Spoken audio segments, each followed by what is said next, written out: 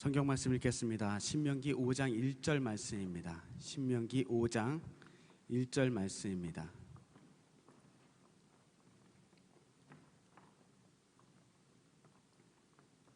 제가 읽겠습니다. 이스라엘아, 오늘 내가 너희 귀에 말하는 규례와 법도를 듣고 그것을 배우며 지켜 행하라. 아멘. 할렐루야. 이번 시간에는 구약의 율법에 대해서 함께 생각해보는 시간을 갖도록 하겠습니다. 법하면 왠지 좀 딱딱하고 무거운 느낌이 들게 됩니다.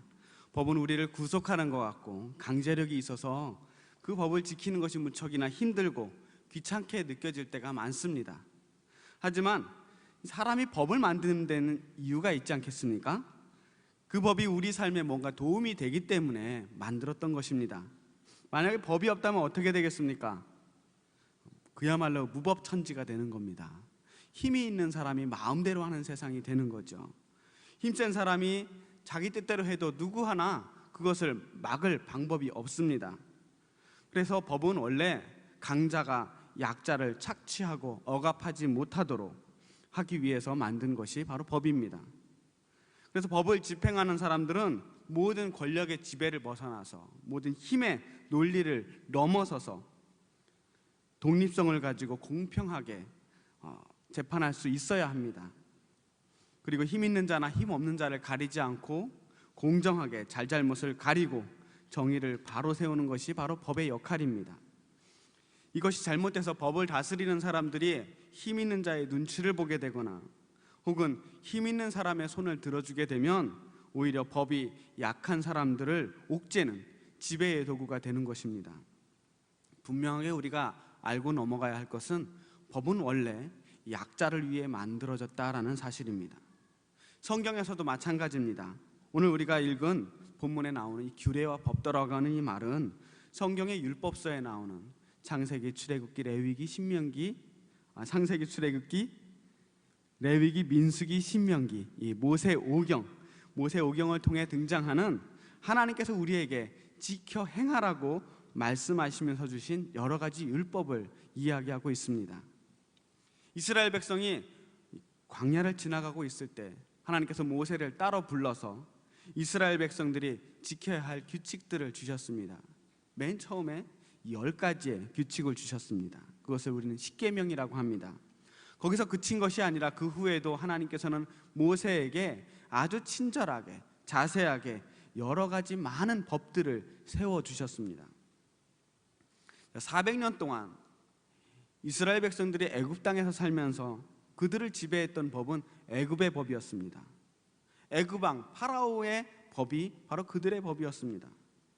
파라오의 명령이 곧 그들의 삶을 좌지우지했다는 것입니다. 그 법은 자신들을 노예로 묶어놓고 자유를 빼앗고 온갖 노역과 착취로 그들을 고통 속에 신음하게 만들었던 법이었습니다. 그런 그들이 이제 그 법에서 벗어났습니다. 노예 생활에서 벗어난 것입니다. 새로운 세계에서는 이제 새로운 법이 필요합니다. 노예의 법이 아닌 이제는 자유를 얻은 하나님의 백성에 걸맞는 그러한 법이 필요하게 되었습니다. 하나님께서는 이제 식민 지배를 벗어나고 세상의 권세와 이방 종교와 그 모든 유혹들을 벗어나서 노예 생활에서 해방된 그들에게, 죄와 사망에서 해방된 그들에게 하나님이 원하시는 하나님의 백성으로서의 법을 주신 것입니다. 광야에서 헤매던 그 무리들에게 하나님은 율법을 세우시면서 언약의 공동체로 만들고 계시는 겁니다. 시내산에서 하나님은 모세를 불러놓고 그에게 율법을 주셨습니다. 그것을 우리는 모세오경이라고 부르는데 유대인들은 그 율법을 토라라고 불렀습니다. 이 토라는 유대인들에게 가장 중요한 삶의 기준이 되고 영적 훈련의 교과서가 되었습니다. 하나님께서는 이스라엘 백성들에게 율법을 제시하십니다. 단순히 제시한 것이 아니라 계약을 맺었습니다. 너희들이 이 율법을 잘 지키면 나는 너희들에게 복을 주겠다. 그러나 너희들이 이 율법을 지키지 않으면 너희들은 저주를 받을 것이다. 계약에 이스라엘 백성들은 아주 기쁜 마음으로 그 계약에 승낙을 합니다. 똑 부러지는 계약입니다. 이 계약이 성사되었습니다. 이제 이스라엘 백성들은 하나님을 자신의 유일한 하나님으로 섬기기로 약속했고, 하나님은 그들을 지켜주시기로 약속했습니다. 아브라함의 하나님, 이삭의 하나님, 야곱의 하나님이셨던 그 하나님이 이제는 이스라엘 민족의 하나님이 되시기로 약속해 주신 것입니다. 이 율법은 그 후로 이 히브리인들을 다른 민족과는 전혀 다른 특수한 백성으로 세워주셨습니다. 바로 다른 민족들과 구별되게 만드는 것, 이것이야말로 율법의 목적이었습니다. 이 율법 중에 여러 가지 율법들이 있는데 특별히 성별하는 율법들이 많이 발견되고 있습니다. 정한 동물들과 부정한 동물들을 구분하듯이 이스라엘 백성들은 구별된, 성별된 하나님의 백성으로 자리매김을 하게 되는 것입니다. 레위기 11장 43절 말씀에 보면 나는 너희의 하나님이 되려고 너희를 애굽 땅에서 인도하여 낸 여호와라. 내가 거룩하니 너희도 거룩할지니라. 하나님은 이스라엘 백성을 거룩한 민족으로 세워주시기를 원했습니다. 그리고 그 율법은 이스라엘 민족을 서서히 하나님의 언약 백성으로서의 그 모습을 갖추게 했습니다. 그들은 이제 그들만의 법을 지키게 되었고, 그 법이 이스라엘 민족은 이제 하나님의 소유라고 하는 것을 나타내게 되었습니다. 대표적으로 할례를 들 수 있습니다. 할례는 이스라엘 백성들만 지켰던 아주 특이한 풍습입니다. 어떻게 보면 전혀 건강상으로도 이로울 것이 없고 왜 하는지도 모르는 그 이상한 풍습을 그들은 하나님과 아브라함이 맺은 언약으로 이해를 했습니다. 그리고 그 언약 공동체에 속해 있다는 증거로서 온 민족이 할례를 행하게 됩니다. 또한 안식일법을 지키면서 하나님께서 천지를 창조하실 때 구분하여 복을 주신 그 안식일을 거룩하고 즐겁게 쉬는 날로 충실하게 지켰습니다. 다른 민족들은 하지 않는 특별한 행동들을 그들은 기쁜 마음으로 지키면서 우리는 다른 민족들과 다른 민족이다, 전혀 다른 하나님의 선택된 민족이다라는 자긍심을 가지게 되었습니다. 하나님께서 이스라엘 민족에게 주신 법은 그들의 삶을 올가매고 지배하고 억압하기 위해서 주신 법이 아니었습니다. 하나님께서 주신 복은 구원의 복이었고 생명의 법이었고 사랑의 법이었습니다. 하나님께서 이스라엘 백성을 얼마나 사랑하시는지 보여주시는 가장 큰 표시가 바로 하나님이 주신 율법이 아닐까 생각합니다. 그 율법의 종류들을 한번 살펴보겠습니다. 첫 번째로는 사회복지법입니다. 출애굽기 22장 21절 말씀에 보면 너는 이방 나그네를 압제하지 말며 그들을 학대하지 말라. 여러분들이 성경책이 있으시면 출애굽기 22장을 한번 펴보시기 바랍니다. 그 근방을 제가 읽을 텐데요. 자, 율법을 배우면서 우리는 왜라는 질문들을 해야만 합니다. 자녀들이 부모의 어떤 규칙을 접할 때 너 이렇게 하면 안 돼, 너 밥 먹을 때 이렇게 하면 안 돼, 너 학교 다닐 때 이렇게 하면 안 돼 라고 이야기를 할 때 이렇게 묻습니다. 왜요? 왜 제가 그걸 해야 하죠? 라고 묻습니다. 우리도 하나님께 하나님이 왜 그런 율법을 세워놓으셨을까 궁금해야만 합니다. 자, 왜 율법은 나그네를 압제하지 말고 학대하지 말라고 그랬을까요? 22장 21절 하반절에 보면 너희도 애굽 땅에서 나그네였습니다. 또 이렇게 말씀합니다. 너는 과부나 고아를 해롭게 하지 말라. 왜요? 그들이 내게 부르짖으면 내가 반드시 그 부르짖음을 들으리라 라고 말씀합니다. 또 25절에서 27절 말씀을 보면 내가 만일 너와 함께한 내 백성 중에서 가난한 자에게 돈을 구워주면 너는 그에게 채권자 같이 하지 말며 이자를 받지 말 것이며 내가 만일 이웃의 옷을 전당 잡거든 해가 지기 전에 그에게 돌려보내라. 그것이 유일한 옷이라. 그것이 그의 알몸을 가릴 옷인즉 그가 무엇을 입고 자겠느냐. 이 율법 속에 흐르는 하나님의 마음이 헤아려지십니까? 하나님께서 이렇게 말씀하시는 이유는 단순히 사회 정의를 바로잡겠다라고 하는 수준을 넘는 것입니다. 22장 27절 말씀에 그가 내게 부르짖으면 내가 들으리니 나는 자비로운 자임이니라. 하나님께서는 자비로우신 분이기 때문에 이 율법을 통해 자신의 사랑을 나타내고자 하시는 것입니다. 왜 그들에게 자비를 베풀어야 합니까? 왜 우리가 이웃과 나그네와 과부와 고아들을 섬겨야 합니까? 왜냐하면 우리도 한때 가난했고 종로로 됐으며 과부와 고아였고 이방에서 나그네와 방랑자로 살았으며 고난에 겨워 울부짖었던 시절이 있었기 때문에 지금 우리 곁에 있는 그 이웃들을 우리가 섬겨야만 한다는 것입니다. 잊지 마십시오. 우리가 부르짖었을 때 들었던 우리의 그 부르짖음을 들어주셨던 하나님께서 오늘도 여전히 그 낮은 자리에서 부르짖는 그 울부짖음을 들으시고 그들에게 응답해 주시는 분이라는 사실입니다. 우리도 몇십 년 전까지만 해도 그야말로 굶어 죽는 사람들이 있었던 그런 나라였습니다. 많은 나라에서 우리가 나그네로 열심히 리비아에서 사우디에서 저 서독에서 온갖 외국에서 열심히 땀 흘리며 나그네 생활을 했던 적이 있었던 민족입니다. 전쟁의 폐허 속에서 그야말로 나무 뿌리를 캐먹고 나무 줄기를 벗겨 먹을 정도로 힘들게 살았던 시절이 있었던 민족입니다. 그러나 이제 우리가 먹을 것 걱정하지 않고 하루 한 끼 두 끼 먹는 것에 대해서 연연해하지 않으며 오히려 살을 빼기 위해서 힘들게 다이어트를 하는 민족이 되었습니다. 그러나 우리는 여전히 우리 주변에 그러한 이웃들이 있다는 사실을 기억해야 합니다. 오늘 우리 주변에서 나그네 되어서 고아가 되어서 과부가 되어서 어려운 이웃이 되어서 힘들게 부르짖는 그 사람들의 목소리가 아직까지 있다면 우리가 그들을 돌봐야만 합니다. 왜냐하면 우리도 그랬던 적이 있었기 때문입니다. 히브리인들이 농부가 되었을 때 가난한 자들은 추수하는 사람들 뒤를 따라가며 흘리는 것을 거둘 수 있게 허락되었습니다. 룻기에 나오는 룻과 보아스의 아름다운 사랑 이야기는 이 밭에 떨어진 보리 이삭을 주울 수 있게 허락받은 외국인 과부에 관한 기록입니다.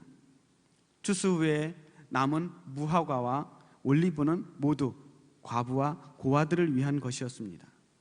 이런 법들이 바로 가난한 사람들에게 생명을 이어갈 수 있도록 배려해 주신 하나님의 사랑이었습니다.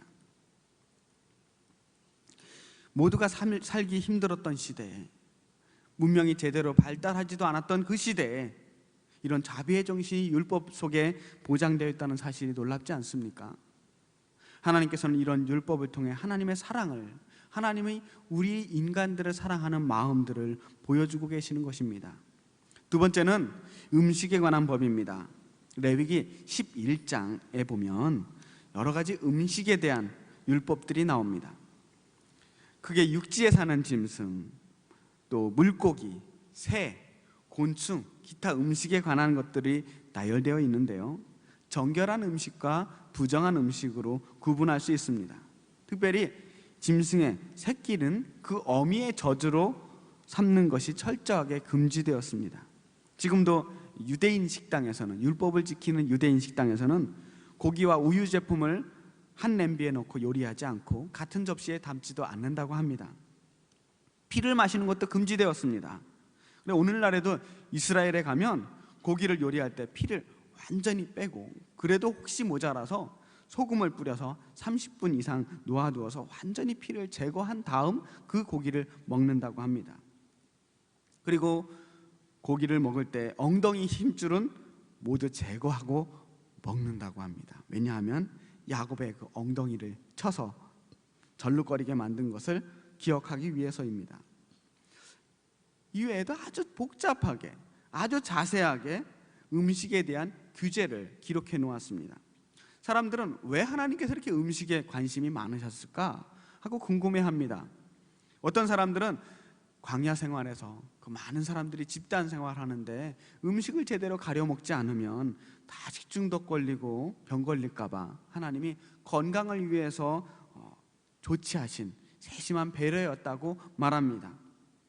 물론 오염된 음식, 부정한 음식, 쉽게 상하는 음식들을 먹지 못하게 하는 것은 분명 하나님께서 우리 사람들을 향한 배려였다고 볼 수 있습니다.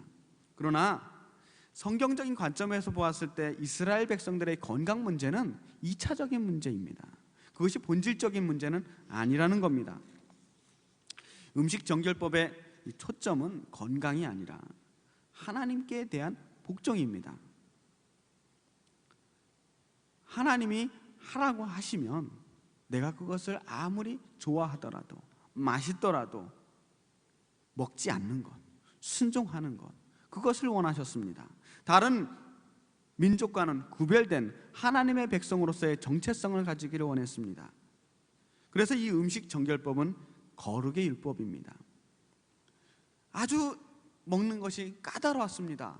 다른 민족들 다 먹는 음식을 그들은 먹지 않았습니다. 그래서 다른 이방 민족들과 함께 밥을 먹는 것이 여간 어려운 것이 아니었습니다. 그래서 이방인들과 함께 음식을 먹는 것 자체가 나중에는 죄인 취급을 받게 되었습니다. 단순히 음식을 먹는 문제가 아니라 하나님과 우리와의 관계의 문제였습니다. 무엇을 먹느냐 먹지 않느냐를 통해서 세상 사람들과는 좀 다른 구별된 민족이 되기를 원했기 때문입니다. 이 이야기는 좀 이따가 한 번 더 해보겠습니다. 세 번째로는 정의의 율법입니다. 성서시대 초기에는 이 정의가 좀 변덕스럽고 잔인하고 보복적인 성격이 있을 때가 많았습니다. 지도자들은 쉽게 사람을 사형에 처할 수가 있었습니다. 가족과 가족 사이 혹은 종족 사이의 보복은 아주 잔인하고 철저했습니다. 자기가 받은 것에 배로 돌려주는 것이 그 당시의 관습이었습니다. 그런데 모세의 율법은 공정하고 균등할 것을 요구합니다. 그 당시의 재판에서 이미 증인들이 필요했고 거짓 증거를 하는 경우에는 큰 벌을 받았습니다. 재판관들은 무엇보다 공정하게 일을 처리해야만 했습니다. 권력을 많이 가진 사람이라고 할지라도 그 위에 있는 율법의 지시를 받아야만 했습니다. 아무도 율법 위에 설 수 없다. 사람들은 누구나 이 율법 아래에 있다라고 하는 것이 성경의 원칙이었습니다. 그래서 제 아무리 왕이라고 할지라도 율법을 넘어설 수가 없었습니다. 우리가 다윗 왕과 아합 왕의 이야기들을 읽다 보면 그들이 왕이 되었을 때 얼마나 교만했는지 모릅니다. 율법 위에 있는 사람처럼 착각했을 때에 하나님께서는 선지자들을 보내어 그들에게 다시 율법으로 복종하게 하기를 원하셨습니다. 눈은 눈으로, 이는 이로 갚을지니라 라고 하는 말씀이 성경에 나옵니다. 이 구절은 문자적으로 보면 좀 지나친 게 아닌가 하는 생각이 듭니다. 눈을 다치게 했다고 상대방 눈을 다치게 하고 이를 다치게 했다고 상대방 이를 다치게 하면 너무 잔인한 거 아닙니까? 하지만 이거는 율법의 참 의미를 모르기 때문에 하는 생각입니다. 원래 법의 의도는 받은 대로 다 복수해야 된다라고 하는 것이 아니라 내가 받았다고 그 이상의 것을 돌려주지 말라고 하는 보호의 법에 있습니다. 내가 눈을 잃었다고 상대방의 목숨을 빼앗거나 이빨 하나 부러뜨렸다고 상대방을 살해하는 일이 없어야 된다. 너가 받았으면 그만큼만 돌려주어라 라고 하는 차원의 법이라는 것입니다. 창세기 4장 23절과 24절 말씀에 라멕의 이야기가 나옵니다. 라멕이 아내들에게 이르되 아다와 실라여 내 목소리를 들으라. 라멕의 아내들이여 내 말을 들으라. 나의 상처로 말미암아 내가 사람을 죽였고 나의 상함으로 말미암아 소년을 죽였도다. 가인을 위하여는 벌이 7배일진데 라멕을 위하여는 벌이 70배이리로다 하였느니라. 자신이 사람을 죽였는데 7배, 70배의 벌을 받게 되는 것입니다. 얼마나 지나친 보복입니까? 예수님께서 사람을 용서하실 때 70번씩 7번이라도 용서하라고 말씀하셨던 것은 어쩌면 이 라멕의 이야기를 마음에 두고 하신 이야기가 아닐까 생각합니다. 또 저울추나 되를 속이는 것도 하나님께서 아주 싫어하시는 일이었습니다. 신명기 25장 15, 16절에 보면 오직 온전하고 공정한 저울추를 두며 온전하고 공정한 되를 둘 것이라. 그리하면 내 하나님 여호와께서 내게 주시는 땅에서 내 날이 길리라. 이런 일을 행하는 모든 자, 악을 행하는 모든 자는 내 하나님 여호와께 가증하느니라. 많은 예언자들이 이스라엘 민족의 범죄함을 책망할 때 그 가운데 저울추와 되를 속이는 일들을 일삼는 것에 대해서 비판합니다. 왜 그렇습니까? 하나님은 공정하신 분이기 때문입니다. 하나님께서는 우리가 물건을 사고 파는 데 있어서도 공정하기를 원하십니다. 거짓말하기를 원하지 않습니다. 우리의 이익을 위하여 남을 속이는 것을 용납하시지 않습니다. 모세의 율법은 공정과 정의에 근거해 있습니다. 왜냐하면 이 정의라고 하는 것은 하나님의 성품이기 때문입니다. 하나님은 정의의 하나님이십니다. 넷째로 가족 생활에 관한 법입니다. 율법은 부모 공경을 특별히 강조합니다. 10계명 중 부모의 공경에 대한 계명은 살인하거나 간음을 하거나 하는 것에 대한 금지 법률보다 먼저 나와 있습니다. 이 히브리인들에게 가족은 아주 중요했습니다. 출애굽기 21장에 보면 자기 아버지나 어머니를 치는 자는 반드시 죽일지니라. 자기 아버지나 어머니를 저주하는 자는 반드시 죽일지니라. 자기 어머니 아버지에게 불효하는 자들은 죽어마땅한 죄라고 말하고 있습니다. 아까도 말씀드렸듯이 너는 염소 새끼를 그 어미의 저주로 삼지 말지니라 라고 하는 이 법은 단순히 재물 준비를 하는 데 있어서 지켜야 하는 정결법에 대한 문제가 아니라 가정에 대한 모독을 하지 말라는 것입니다. 부모와 자녀와의 관계를 분명하게 세워야 한다라는 것입니다. 우리가 이런 율법들, 하나님의 말씀들을 지키는 것은 단순히 듣고 아는 것이 아니라 그 말씀을 행하는 데 있습니다. 하나님의 율법을 행함으로 그것을 지키는 사람이야말로 진정 우리 하나님의 제자가 아니겠습니까? 그런데 문제가 하나 있습니다. 우리가 이 율법들을 읽다 보면 간혹 가다가 어떤 율법들은 우리가 지키는 것 같은데 어떤 율법들은 지키지 않고 있지 않습니까? 어떤 율법들은 아직도 굉장히 중요하게 생각하는 것 같은데 또 어떤 율법들은 의미 없다고 생각하는 경우들이 있습니다. 예를 들어서 성경은 돼지고기를 먹지 말라고 말합니다. 레위기 11장 7절에 돼지는 굽이 갈라져 쪽발이로 돼 새김질을 하지 못함으로 너희에게 부정하니. 또 신명기 14장 8절에 돼지는 굽이 갈라졌으나 새김질을 하지 못함으로 너희에게 부정하니 너희는 이런 것의 고기를 먹지 말 것이며 그 사체도 만지지 말 것이니라. 돼지고기 먹지 말라고 성경에 기록되어 있는데 오늘날 우리는 삼겹살이 없어서 못 먹습니다. 믿음 좋은 사람이라고 돼지고기 안 먹는 사람은 저는 본 적이 없습니다. 비늘이 없는 생선은 먹으면 안 된다고 했는데 장어를 그렇게들 좋아하시더라고요. 오징어를 먹더라고요. 비늘이 없는데 피를 먹으면 안 된다고 했는데 우리 길 건너에 있는 천지 해장국집에 가서 그렇게들 맛있게 단체로 드시는 모습을 보면서 우리 하나님께서 어떻게 생각하실까 의문이 들지 않습니까? 이게 말이 됩니까?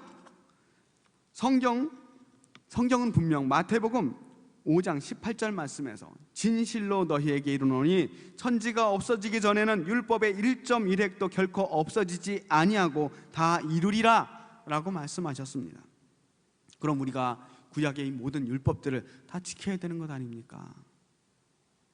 그렇습니다. 우리는 하나님이 주신 율법들을 다 지켜야 합니다. 구약이 정한 대로 제사도 드리고 정결법도 지키고 안식일도 지켜야 합니다. 큰일 났습니다.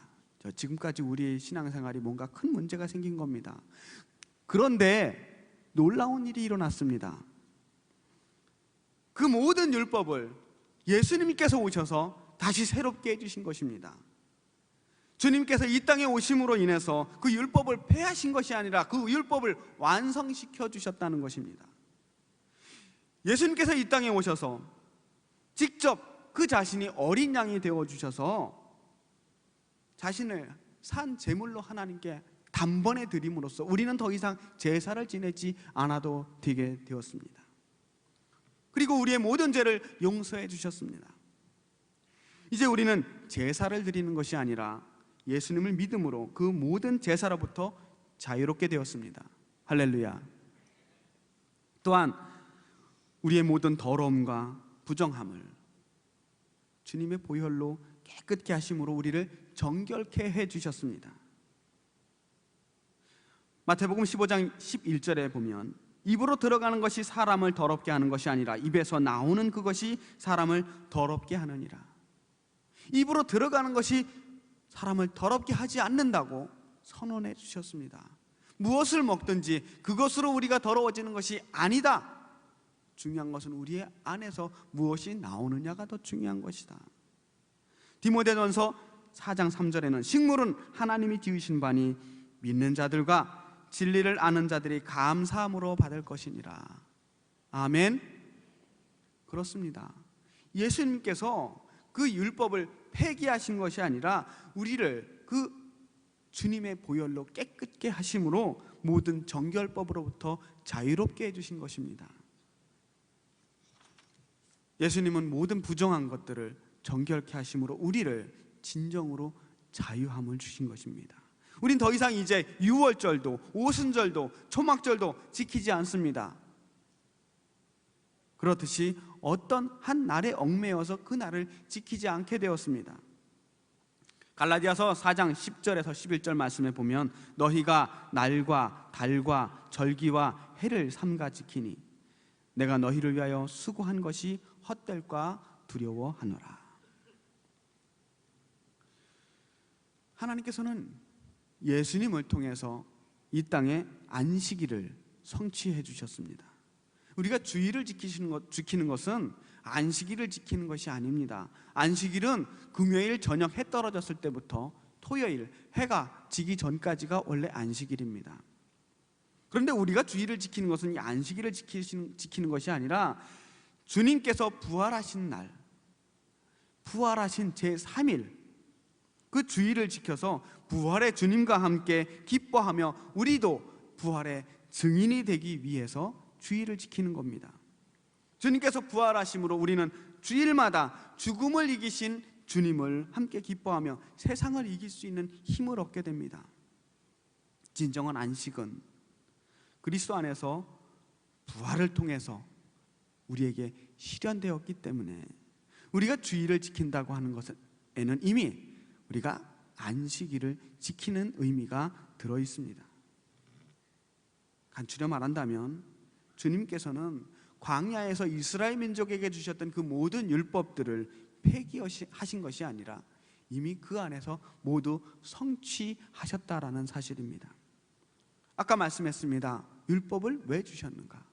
우리를 사랑해서 우리를 다른 이방 민족들과 비교해서 거룩하게 만들기 위해서 율법을 주셨습니다. 이제 그러나 우리는 예수님을 믿음으로 거룩하게 되었습니다. 율법을 지킴으로 거룩하게 된 것이 아니라 예수님을 믿음으로 우리는 의롭다 하심을 얻었고 거룩한 백성이 되었기에 율법으로부터 자유롭게 되었습니다. 예수님은 그러나 우리에게 이 모든 것을 다 자유롭게 하심으로 우리에게 이제는 너희들은 자유니 마음대로 살거라, 너희들 하고 싶은 대로 살거라 라고 이야기하지 않습니다. 율법에 관계없이 아무렇게나 막 살라는 것이 아니라 오히려 구약의 율법보다 더 높은 기준을 가지고 살라고 우리에게 명령하십니다. 예수님께서 우리에게 제시하신 기준은 율법보다 더욱더 두렵고 떨리는 마음이 들게 합니다.